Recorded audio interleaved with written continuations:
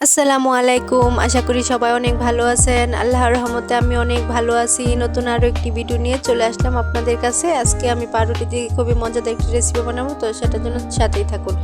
এই যে আমি দুটি পাউরুটি নিয়েছি আর একটি সিদ্ধ ডিম নিয়েছি। তো সিদ্ধ ডিমটা এখন গ্রেটার দিয়ে খুব ভালোভাবে গ্রেট করে নিব। গ্রেট করা হয়ে গেছে। এবার এর মধ্যে সিদ্ধ আলু আগে থেকে চেটকে রেখেছিলাম, তো এটা দিয়ে দিলাম। এখন দিয়ে দিব কাঁচামরিচ কুচি, এবার দিয়ে দিব পেঁয়াজ কুচি। তো পেঁয়াজ কুচিটা একটু বেশি করে দিবেন, তাহলে খেতে খুবই মজা হয়।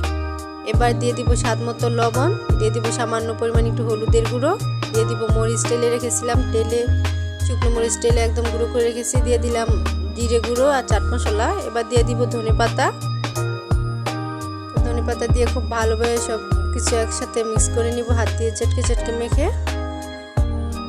দেখুন আমার মাখানো হয়ে গেছে। এবার এটাকে আমি হাতের সাহায্যে রোল বানিয়ে নিব ছোট ছোট করে।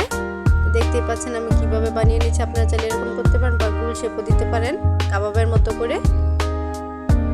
আপনাদের পছন্দ মতো আপনারা শেপটা দিয়ে দিবেন।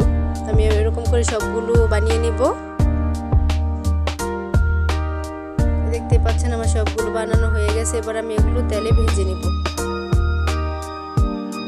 এই যে কড়াইতে তেল বসিয়ে দিলাম, এবার তেলের মধ্যে ছেড়ে দিচ্ছি সবগুলো একসাথে।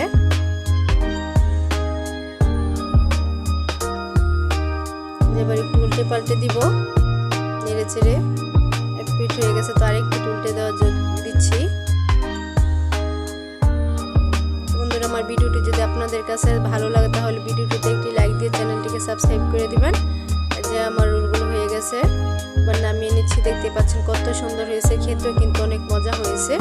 আপনারা চাইলে কিন্তু বিকেলে নাস্তা এটা বানিয়ে খেতে পারেন, অনেক মজা হয় খেতে। ছোট বড় সবাই অনেক পছন্দ করবে।